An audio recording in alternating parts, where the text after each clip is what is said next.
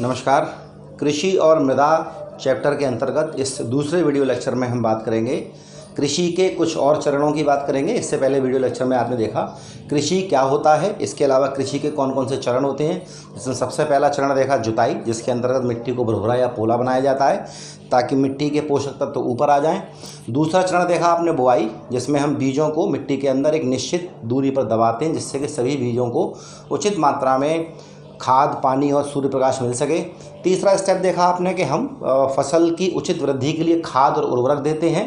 खाद, जैसा कि मैंने आपको बताया, खाद में हम क्या करते हैं, खाद बनाने के लिए हम जीव जंतुओं के अवशिष्टों को, अर्थात जैसे गोबर इत्यादि हो गया, लकड़ी इत्यादि टुकड़े हो गए, इन सबको मिक्स कर खेत में डालते हैं।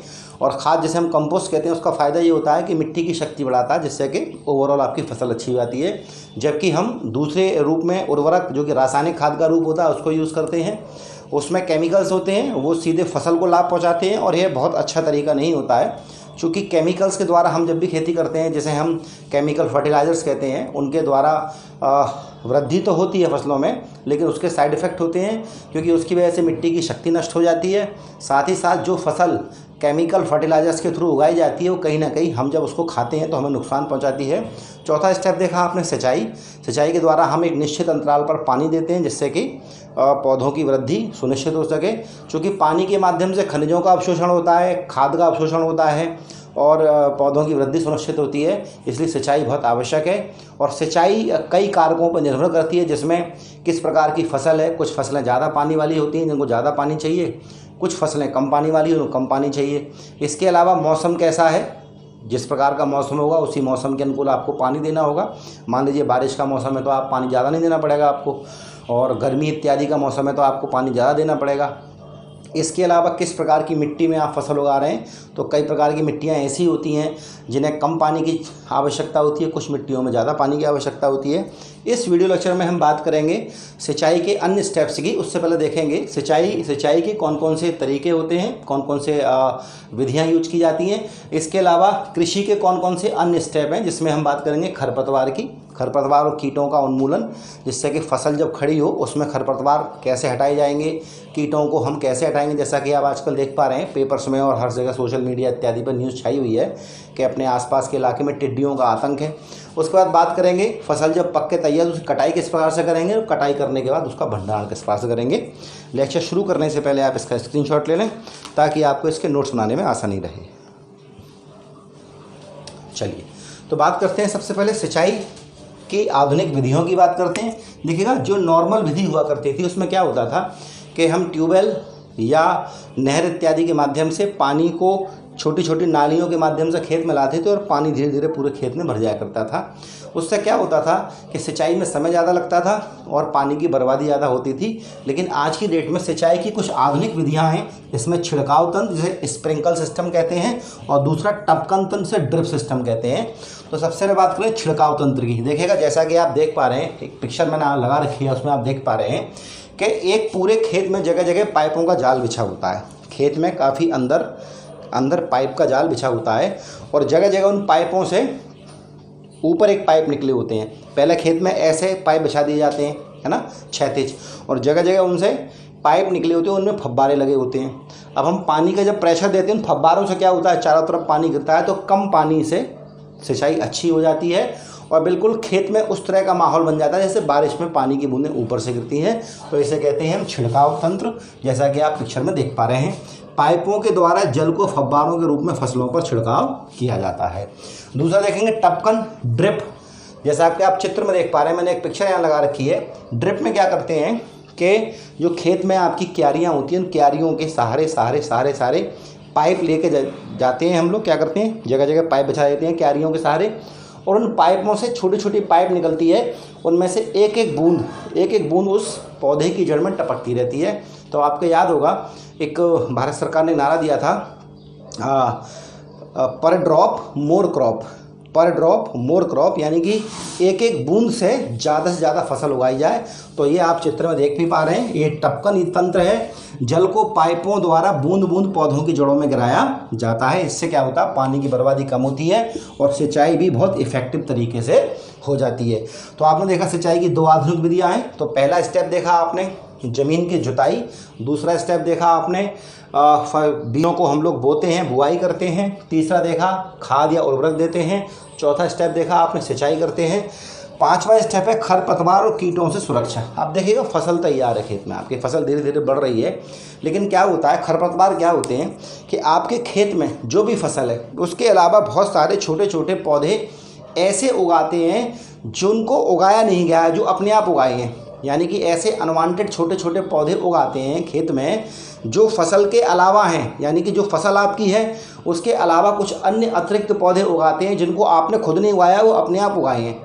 अब ऐसे पौधों का कोई लाभ तो हमें है नहीं, उल्टा वो क्या करेंगे कि जो खेत में खनिज हैं, जो खेत में उर्वरक है, पानी है, वो यूज़ करेंगे, और जो आपकी फसल है उन्हें वो चीज़ें कम मिलेंगी तो फसल का नुकसान होगा। तो जो खरपतवार हैं उन्हें क्या कहा जाता है, प्राकृतिक रूप से उगने वाले अवांछित पौधे, अनवांटेड पौधे। यानी कि आपकी फसल में, खेत में जो भी फसल है आपकी, उसके साथ साथ क्या है, कुछ ऐसे पेड़ पौधे उगाए हैं जो अपने आप उगाए हैं, प्राकृतिक रूप से, किसी ने उन्हें उगाया नहीं है, लेकिन वो अनवांटेड, उनका कोई उपयोग नहीं है। तो प्राकृतिक रूप से उगने वाले अवांछित पौधे खरपतवार कहलाते हैं। ठीक है ना। खरपतवार करते क्या हैं, जल पोषक तत्वों का अवशोषण करते हैं। यानी कि जब आप खेत में, आपके में खरपतवार होंगे तो वो पानी भी यूज़ करेंगे, खनिज भी यूज़ करेंगे। तो वो पानी और खनिज किसे मिलना चाहिए, फसल को मिलना चाहिए, जबकि वो उसको यूज़ कर लेंगे तो फसल का नुकसान हो जाएगा। तो इसी तरह से यहाँ लिखा हुआ है, खरपतवार पोषक तत्वों का अवशोषण कर लेते हैं, जल का अवशोषण कर लेते हैं और मुख्य फसल को नुकसान पहुंचाते हैं क्योंकि उसे वो कमज़ोर कर देते हैं। क्या करते हैं, इनको जुताई करके माध्यम से, मान लीजिए कि खेत में भी आपने फसल बोई नहीं है, उससे पहले खरपतवार हैं तो उनको जुताई के माध्यम से नष्ट कर दिया जाता है। या फसल उगी हुई तैयार है खेत में तो उनको हाथ से उखाड़ के हम हटा देते हैं, या उनको क्या कर देते हैं, काट कर निकाल दिया जाता है। इसे निराई कहते हैं। आपने देखा होगा, निराई कहते हैं। अक्सर खेतों में निराई होती है और जब फसल थोड़ी सी बड़ी हो जाती है तो कई सारे मजदूरों को लगाकर खेत में से उन अनवांटेड पौधों को काट कर या उखाड़ कर फेंक दिया जाता है, जिससे कि मुख्य फसल को प्रॉपर पानी, खनिज इत्यादि मिलता रहे। तो ये हुआ आपका खरपतवार को हटाना। ध्यान रखिएगा, इसके लिए कुछ रसायनों का प्रयोग भी किया जाता है। खरपतवारों को हटाने के लिए आपने देखा होगा कई जगह, अगर आप किसी ऐसे एरिया से बिलोंग करते हैं जहाँ खाद बीज इत्यादि की दुकानें हैं तो वहाँ लिखा होता है खरपतवार से सुरक्षा के लिए कई सारे कीटनाशक मार्केट में उपलब्ध होते हैं। तो कई सारे केमिकल्स का उपयोग भी किया जाता है खरपतवार को हटाने के लिए, कीटों को हटाने के लिए भी, क्योंकि कीट बहुत नुकसान पहुंचाते हैं। जैसा कि आजकल आप देख पा रहे हैं, कीट जो आपके आप देखते हैं, इसमें टिड्डी दल जो आजकल अलीगढ़, मैं अलीगढ़ से हूँ, अलीगढ़ के आसपास के एरिया में आप देखते हैं, यूपी छत्तीसगढ़ में आप देखते हैं कई जगह पाकिस्तान से आने वाले टिड्डी दल ने फसलों को बर्बाद किया। तो टिड्डियों को लोकस्ट कहा जाता है। तो लोकस्ट कंट्रोलिंग के लिए आपने कल या परसों का अखबार पढ़ा होगा तो आपने देखा होगा, केंद्रीय कृषि मंत्री नरेंद्र तोमर ने क्या किया है, हेलीकॉप्टर में बहुत सारा केमिकल भरवाया और वो हेलीकॉप्टर जिस एरिया में टिड्डियाँ ज़्यादा हैं वहाँ जाकर उन केमिकल का छिड़काव करेंगे, जिससे टिड्डियाँ मर जाएंगी। तो टिड्डियाँ भी क्या करती हैं, फसल को नुकसान पहुंचाती हैं। कि टिड्डियाँ करोड़ों की संख्या में आती हैं, फसल पर चिपक जाती हैं, उसे काट के, उसका रस पी के, उसके पत्तों में छेद करके उसे नष्ट कर जाती हैं। तो टिड्डे आदि कीट फसलों को नुकसान पहुंचाते हैं। ये पत्तियों को काट देते हैं, तनों और फलों में छेद कर देते हैं या उनका रस चूसकर बर्बाद कर देते हैं। कीटों को दूर करने के लिए मेलाथियान, लिंडेन और थायोडोन, ये 3 नाम के केमिकल का प्रयोग किया जाता है। तो जैसा कि मैंने आपको बताया, अभी हाल ही में कल परसों ही केंद्रीय कृषि मंत्री ने टिड्डी नियंत्रण के लिए क्या किया है, उन्होंने हेलीकॉप्टर के माध्यम से उस पर्टिकुलर एरिया में जहां टिड्डियां घूम रही हैं वहां केमिकल का छिड़काव करके टिड्डियों से राहत प्रदान करने की योजना शुरू की है और जल्दी इसका असर देखने को मिलेगा। चलिए अगली बात करते हैं कटाई की। अब फसल आपकी तैयार है, आपने खेत जोत लिया, बीज बो दिए, खाद दे दी, पानी सिंचाई कर दी, खरपतवार हटा दिया, कीटों पर कंट्रोल कर लिया, अब फसल आपका तैयार है। बात करते हैं कटाई की। तो फसल को पकने के बाद कटाई के मुख्य चरण, कटाई क्या है, मुख्य चरण है ना, क्या है, कटाई मुख्य चरण होती है, फाइनल स्टेज है, क्योंकि अब आपकी फसल तैयार है।